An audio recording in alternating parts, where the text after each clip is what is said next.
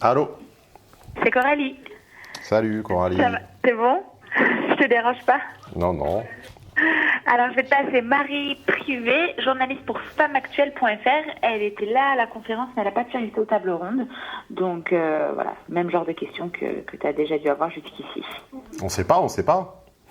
Ah ouais, surprise. Moi, je te la passe, et puis, et puis nous, comme même principe qu'avec Julie, en fait. Ok. J'écoute derrière. Ça marche. À plus tard, Stéphane. Merci beaucoup. Hein. Au revoir. Au revoir. Marie, excuse-moi encore pour le petit retard. Je te passe donc Stéphane Edouard. Ok, ça. Bonne interview. Au revoir. Au revoir. Bonjour Marie. Bonjour Stéphane. Vous allez bien? Ça va et vous? Oui, ça va, merci. Donc, je suis Marie Privée de Femme Actuelle. Voilà, je voulais vous poser quelques questions, justement, pour répondre à cette grande question, si la science peut nous aider à trouver le grand amour. Donc si j'ai bien compris, vous étiez là à la projection, mais pas à la petite table ronde qui a suivi. Ouais, j'ai pu venir que 5 minutes, j'avais un rendez-vous après, donc c'est ça. Ça vous a plu? Ouais, oui, honnêtement, très divertissant, je dois dire. C'était un peu horrible le cliffhanger, là, à la fin, de nous... sur notre fin comme ça, mais c'est bien fait. Moi, je la connais, la suite. Bah oui, j'imagine. Vous n'allez pas vouloir me la révéler, évidemment. Ah non. Sauf pour très cher. Ah d'accord, bon, tant pis alors. Voilà, du coup, j'ai quelques petites questions à vous poser. Oui, je vous en prie. D'abord, je voulais vous demander, est-ce que finalement, nous sommes devenus inaptes à la rencontre amoureuse ? Alors, celle-ci, je ne l'ai pas encore eue. Alors, est-ce que nous sommes inaptes à la rencontre amoureuse? Oui et non. Vous allez comprendre, c'est pas une réponse de Normand. C'est qu'en fait, l'homme n'est pas inapte à la rencontre amoureuse. L'homme est inapte à avoir trop de choix. Ouais. Il n'y a rien. C'est-à-dire que si on fait le statut, le best-of des situations les plus stressantes pour un cerveau humain lambda, il y a le déménagement, la rupture amoureuse, sentimentale, le divorce, etc. Le décès, bien sûr, et la maladie au-dessus de tout, mais enfin, j'en parle pas, c'est triste. Ouais. Et dans les facteurs de stress ultime de l'être humain, il y a l'embarras du choix. C'est-à-dire que quand on place des cobayes, là on rentre directement dans le dur, mais quand on place des cobayes en situation d'avoir trop de choix, on génère un stress qu'ils n'ont pas quand on a moins de choix. Et en réalité, depuis 2500 ans, nos choix amoureux sont... Enfin, je dis 2500, on va remonter à la Rome antique sans aller chercher avant. Je ne connais pas bien les choix amoureux des Étrusques. Mais bon. Franchement, vous n'êtes pas un vrai spécialiste. Hein. Voilà, non, c'est vrai, c'est ce que je me dis tout le temps. Donc si on remonte jusqu'à 2500 ans, en fait, nos choix amoureux étaient conditionnés par tellement de facteurs extérieurs que finalement, ils se réduisaient à peau de chagrin. C'est-à-dire que quand vous faisiez le détail des choses entre votre race, l'endroit où vous êtes né, vos moyens financiers, votre classe sociale et votre âge et votre état de santé, globalement, il restait pour vous, 1 à 2 personnes, voire 0. Donc l'embarras du choix est un concept très moderne. Et ça fait uniquement quelques décennies, on va dire depuis les années 70, qu'on a l'embarras du choix. Et le cerveau, en matière de relations amoureuses. Et le cerveau humain, comme vous l'avez peut-être entendu ou lu dans d'autres thématiques, comme en alimentation, vous savez, les allergies, on dit que c'est parce qu'on ne s'est pas adapté à l'usage du lait, du blé, etc. Donc on développe des allergies au gluten, au lactose, etc. Mais moi je postule que c'est la même chose avec les relations amoureuses. C'est pas qu'on y est inapte, c'est qu'on a vécu pendant 20 000 ans avec un choix très faible et qu'en 30 ans, maintenant, tout le monde a un choix, enfin tout le monde, plus ou moins, mais bon, tout le monde a dans sa poche des outils numériques permettant d'obtenir, en n'étant pas trop bête, dès demain matin, un rendez-vous avec une femme ou un homme dans n'importe quel pays et ville du monde.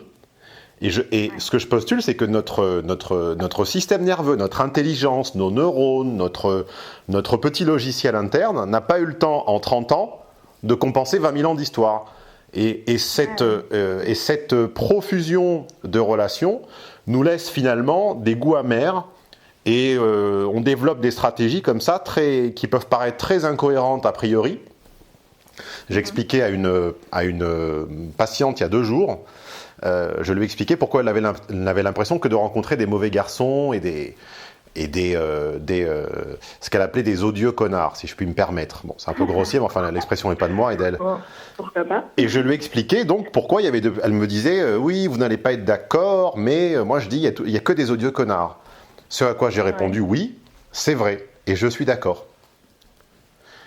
Mais je lui expliquais comment se formait un odieux connard. Car à la maternelle, je ne sais pas si vous vous en souvenez, mais on y est tous passés, il n'y a pas d'odieux connard en fait, il n'y a pas de misogyne. Il n'y a pas de garçon qui a envie de faire souffrir les femmes. Ça n'existe pas. Vous en aviez dans votre classe à la petite école ? Bon, il y en avait Je vois pas. un ou deux un peu taquins, mais de fondamentalement qui voulaient vous faire souffrir en vous rendant... Il n'y en avait pas. C'est vrai. Donc aucun homme ne naît comme ça.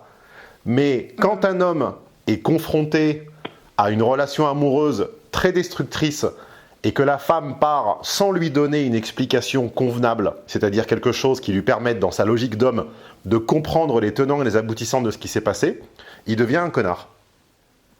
D'accord.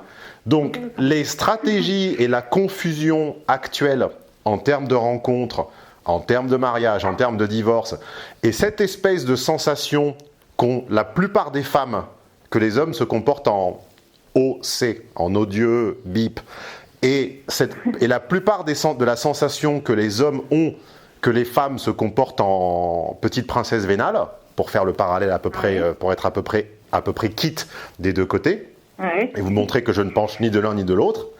Oui, j'allais vous le faire remarquer, vous avez bien fait.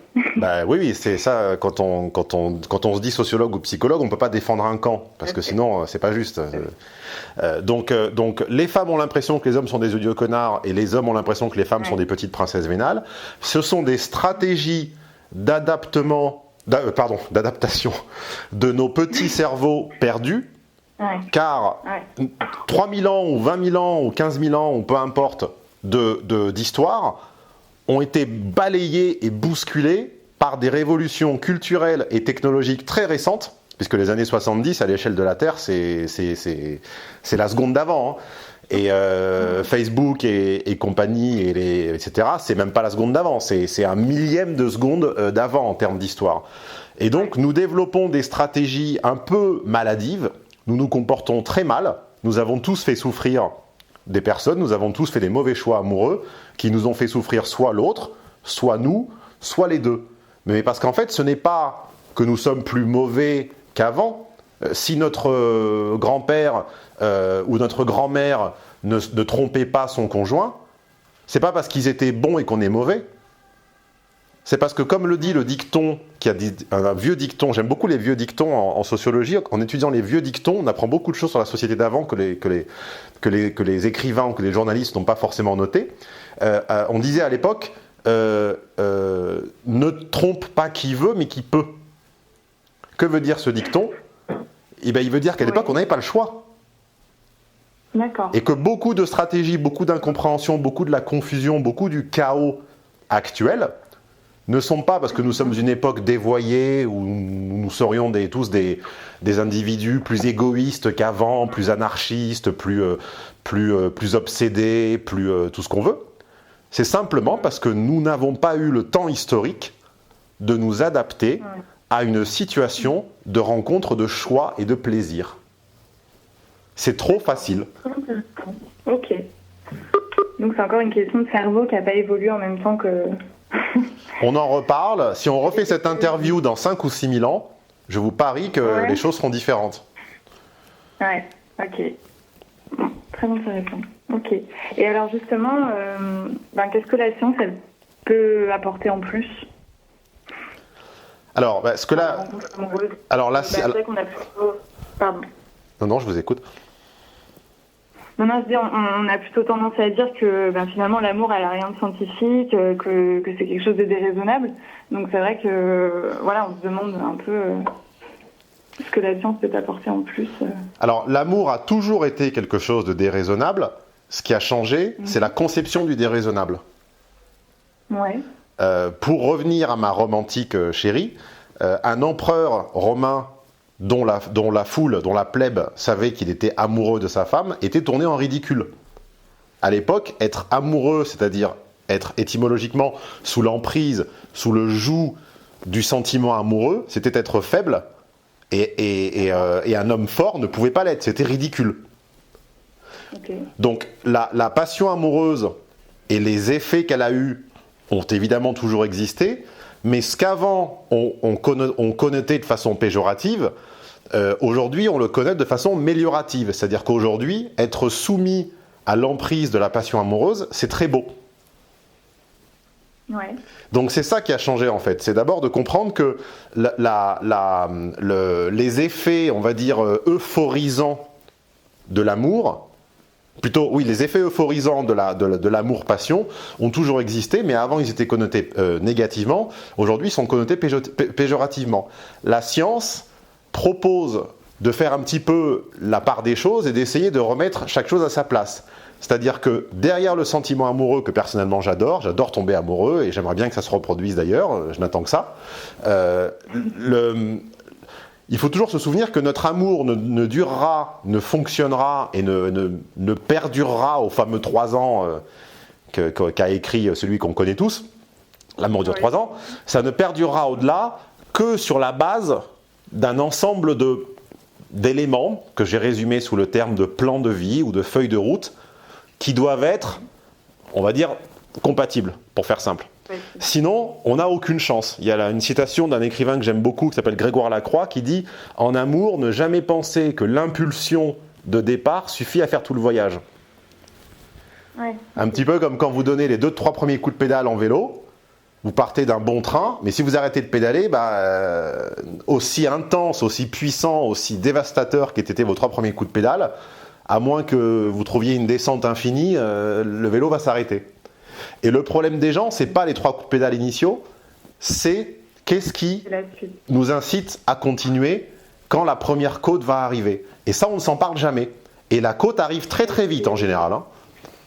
Ouais, c'est un peu une histoire de longueur d'onde en fait. Et la science dit que quand la côte va arriver, si vous avez tel vélo, tel âge, tel poids et telle taille, il faudra pédaler comme ça. Et en amour, c'est pareil. La science dit que quand le premier enjeu va arriver, que ce soit un enfant, un déménagement, un changement de boulot, ou quelles que soient les étapes de la vie, pour que ça tienne, il va falloir des feuilles de route compatibles, il va falloir un projet avancé de la même façon, il va falloir arriver à communiquer dans une langue que les deux veulent bien entendre, etc., etc., etc. D'accord. Donc finalement, c'est ça la compatibilité amoureuse. La compatibilité amoureuse, c'est qu'est-ce qui va se passer quand le premier, avant que la tempête n'arrive. Qu'est-ce qui va se passer quand le premier orage va éclater? Qu'est-ce qui va se passer quand l'impulsion initiale ne suffira plus? Ok. Personne n'a besoin de la science et personne n'a besoin de nous pour croiser quelque part quelqu'un qui nous plaît et lui glisser un billet doux. Hein. Je veux dire, on n'a pas besoin de nous pour ça. Par contre, pour savoir à quelles conditions l'homme au billet doux ou la femme au SMS restera avec vous et vous soutiendra 1 an et demi plus tard quand il faudra déménager dans 2 fois plus petit, là par contre je peux vous aider. Ok. Vu comme ça me convainc plus, je dois dire. Ok. Et est-ce que vous pouvez m'en dire un petit peu plus sur les tests que vous avez fait passer aux candidats concrètement? Là, dans l'extrait, on en voit quelques-uns, notamment sur le test olfactif des t-shirts, tout ça, qui m'a fait un petit peu rire. Mais j'imagine qu'il y a des trucs qu'on voit pas aussi et qui sont aussi intéressants. Alors, si ça vous a fait rire, c'est parce que vous ne vous êtes jamais réveillé avec quelqu'un dont vous n'aimiez pas l'odeur. C'est un des pires souvenirs. Je pense que c'est un des pires souvenirs qu'on puisse avoir. C'est terrible. D'accord, ok, parce que c'est vrai que ça m'a paru un petit peu ridicule, mais effectivement, peut-être, alors, c'est peut-être pour ça. Ok. Alors nous avons, on a fait passer un ensemble il y a plusieurs dizaines, centaines de questions, mais si on les regroupe, il y en a de 3 types. Il y a toutes les questions et tests relatives au physique, que nous avons appelé la compatibilité physique. J'ai proposé ce modèle de compatibilité à M6, ça les a séduits, c'est sur cette base qu'on est parti. Compatibilité... Ça a coupé pendant une seconde, je ne vous ai pas entendu. Ah pardon, j'ai dit vous l'avez proposé pardon, j'ai pas compris. À M6, quand on nous a choisi, quand on nous a casté, on nous a demandé, avant de nous expliquer le concept de l'émission, on nous a demandé, à nous, donc experts, de proposer un modèle de compatibilité. D'accord. Et donc j'ai construit un modèle de compatibilité basé sur ces 3 choses-là. 1, le physique, 2, la communication, et 3, la psychologie. Ouais. Et l'ensemble des tests se sont intégrés dans cette matrice à 3 angles, ou 3 côtés, ou 3 comme on veut, quoi. Donc dans les tests physiques, il y avait des mesures de hanches, d'épaules, de taille, de poids, les odeurs, le test visuel où les visages étaient floutés. Mais ça, après, tout ce qui est physique, en fait, après, comment vous l'accordez? Parce qu'en fait, juste quand on a regardé un peu les tests, je me disais, mais c'est un peu cliché, en fait. Enfin, vous vous dites, c'est quoi? C'est-à-dire qu'il faut que la femme soit plus petite que l'homme, il faut que... Alors, aussi cliché que ça soit, je vais vous dire quelque chose qui est la réalité pure, c'est que sur les plus de 100 candidats que nous avons interviewés, est-ce que vous voulez, donc ça fait, mettons que ça soit, j'ai plus le chiffre exact en tête, mais mettons que ça soit 100 pour des raisons de simplicité, donc ça fait 50 hommes, 50 femmes. C'est pas exactement rond, mais enfin je dis ça juste pour l'exemple. Est-ce que vous savez, mettons qu'il y ait eu 50 femmes dans la phase 2, est-ce que vous savez sur 50 combien voulait un homme plus petit? Non, mais bien 0. sûr, j'imagine que 0, bien sûr. Donc, à un moment, moi, je veux bien aller contre les clichés, mais enfin, si elles ne veulent pas. Non, je suis d'accord avec vous, mais bon, ça, c'était un cliché un peu, évidemment. Je sais très bien que toutes les femmes veulent des hommes plus grands qu'elles, mais au-delà de ça, en fait, c'est vrai que c'est un peu troublant. On se dit, comment vous... Mais bon, en même temps, c'est vrai, hein, c'est la réalité. Hein. Mais ça, c'est parce que nous avons un certain nombre de petits principes ancrés en nous très profondément, c'est la façon dont nous fonctionnons, et il y en a un auquel on ne peut très difficilement toucher sans agacer beaucoup les gens. Nous croyons absolument libres et uniques, et nous pensons échapper à tout déterminisme. Et donc quand quelqu'un, surtout un scientifique, et surtout avec une cravate et une blouse, regarde votre CV amoureux et voit des récurrences, alors là, c'est exaspérant parce qu'on a l'impression d'avoir fait des choix totalement comme ça au fil de l'eau, au fil des rencontres, en toute liberté, dans la liberté pure. Et un œil extérieur voit des répétitions, voit des récurrences, voit une logique, et voit que si nous, on pense que tous nos ex sont différents, eh bien pour lui, ils sont tous pareils. Encore une fois, je simplifie, je caricature un peu à l'extrême. Et ça, c'est très agaçant. Parce que ça heurte quelque chose de très enfantin en nous, qui est notre rapport au papa et à la maman, qui nous faisait croire que nous sommes différents de tous les autres enfants de la classe. Je ne sais pas si votre papa et votre maman vous l'ont dit ou vous l'ont fait sentir, vous étiez unique et les autres enfants de la classe ne pouvaient pas vous comprendre parce que vous étiez différentes. Et bien ça, c'est l'opinion de votre papa et de votre maman, mais la maîtresse, pour elle, vous étiez tous pareils en fait. Et donc nous chérissons notre sentiment d'unicité, c'est ce à quoi nous nous raccrochons quand nous allons mal, quand nous traversons des phases difficiles. Eh ben, on aime entendre, on aime aller voir un psy, un conseiller, un thérapeute, un conseiller conjugal qui nous rappelle, où on fait des stages de développement personnel, de méditation, de yoga, etc. Et tout le monde nous répète qu'on est unique et qu'on doit chérir notre unicité. Moi, en tant que sociologue, c'est pas mon métier en fait de vous dire que vous êtes unique. Mon métier est autre. Voilà. Mon métier, c'est de reconstituer la logique des choix. Et dans la logique des choix, on voit quoi? Eh bien, on voit par exemple des récurrences sur les profils physiques des gens qui nous plaisent. C'est-à-dire qu'une personne qui dans son une femme par exemple qui a eu 5 compagnons dans sa vie. Et mettons qu'aucun de ces compagnons n'ait été, roux ou chinois ou originaire de je ne sais où. Voilà.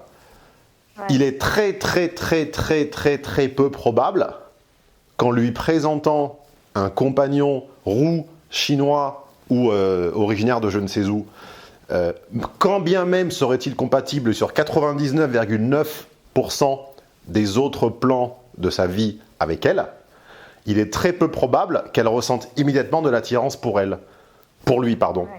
Pourquoi ? Parce qu'on ne peut être attiré physiquement que par quelque chose que l'on a déjà prévalidé, que l'on a déjà vu. Ça, c'est une donnée en fonction de laquelle il faut composer. Du coup, est-ce que le critère physique prend le pas sur les autres ou pas ? Non, on a fait un tiers. Le physique ne prend pas le pas sur la psychologie ou la communication. Ok. Et finalement, on le voit dans l'émission, on se rend compte que sur tout le panel de personnes qui ont été testées, il y en a très peu en fait qui sont compatibles au regard de la science. En fait, c'est quelque chose qui écrème beaucoup quand même. Il n'y a pas tout le monde qui peut. On peut pas le reproduire à grande échelle. Vous voyez ce modèle, quoi. Après, alors là, par contre, pour le coup, c'est quasiment des maths. C'est que ça dépend de où, à quelle hauteur on met le seuil. Nous avons placé un seuil minimal de compatibilité à 70%. On aurait pu le mettre à 60 ou à 50. C'est sûr que si on met le seuil à 50%, on fait des centaines de couples. Ouais, c'est sûr, mais du coup, vous avez moins de chances que ça marche. Si on met le seuil de compatibilité à 95%, on fait très très peu de couples. Donc nous avons décidé collectivement de le mettre à 70%. Ok. Et finalement, cette histoire de mariage, vous l'expliquez effectivement comme quoi c'est l'engagement ultime et tout, mais c'est vrai que quand on voit la bande-annonce sur le coup, on est un peu quoi c'est hyper étonnant, quoi. On se dit comment des gens peuvent accepter en fait de faire ça. Parce que ce sont pas des gens de télé-réalité. Je pense que vous l'avez deviné, vous l'avez senti, on le voit à l'écran. C'est pas des acteurs, c'est pas des gens qui prennent forcément plaisir à regarder la caméra et à faire un numéro. Au contraire, ce sont des gens qui sont lassés de faire des rencontres sans lendemain.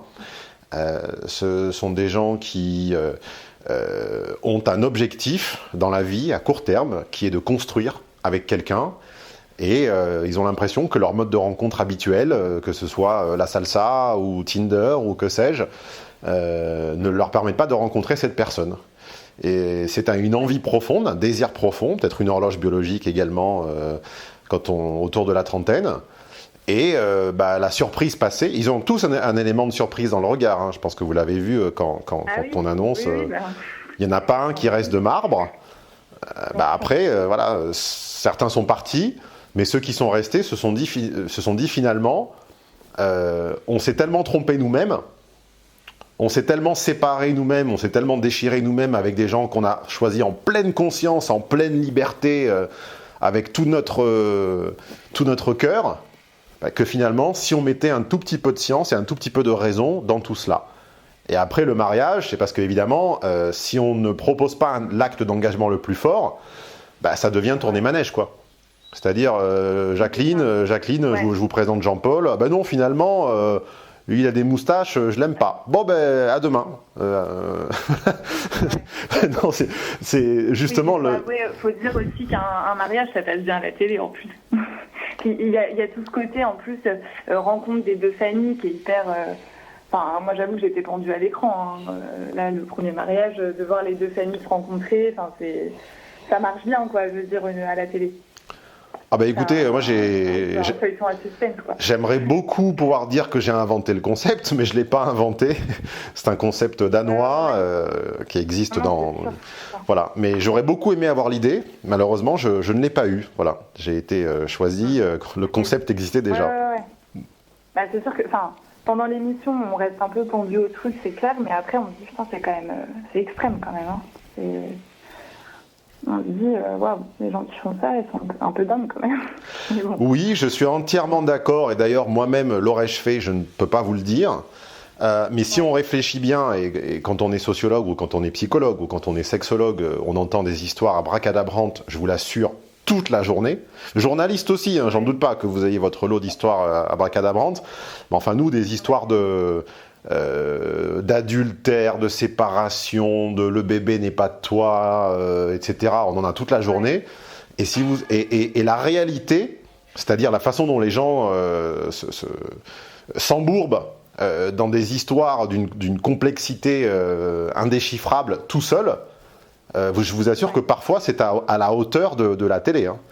C'est-à-dire que les gens tout seuls arrivent à se fabriquer des histoires, des divorces, des remariages d'une complexité qui n'a rien à envier à la surprise des familles que vous avez vues. Hein. Quand on découvre que que j'ai observé de mes yeux, que ses parents ne sont pas ses parents, ou on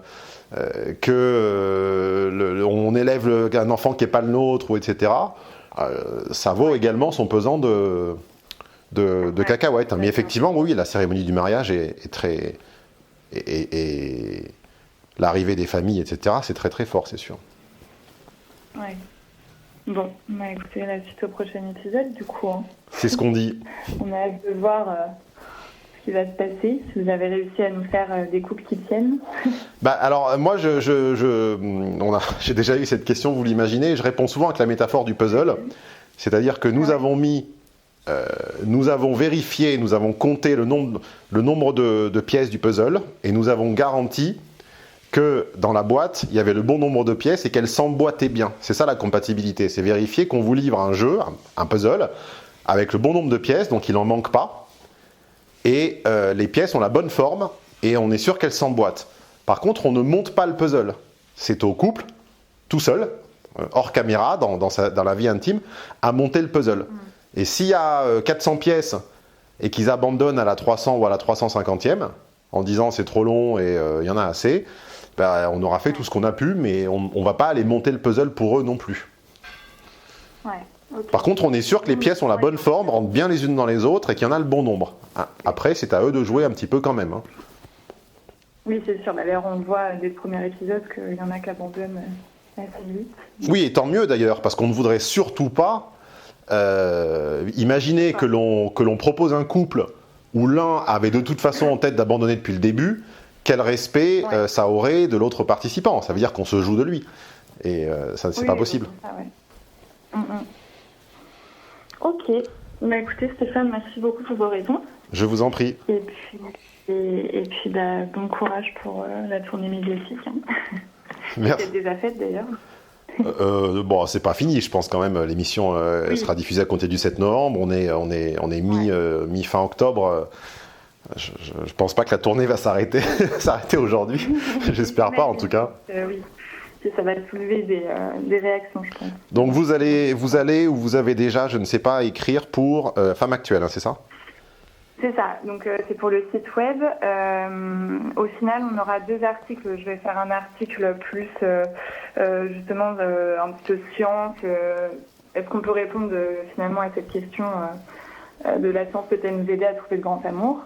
Et un deuxième article un peu plus télé où on va mettre un extrait exclusif en partenariat avec M6 et où je ferai une petite critique du premier épisode. Alors, est-ce que je peux vous demander une faveur, notamment sur l'article un petit peu plus scientifique? Oui. Auriez-vous l'amabilité... Non, pas du tout, je vous fais entièrement confiance. Auriez-vous l'amabilité à côté de mon nom, de mettre un lien pointant vers mon site internet? Oui, bien sûr, oui, c'est souvent.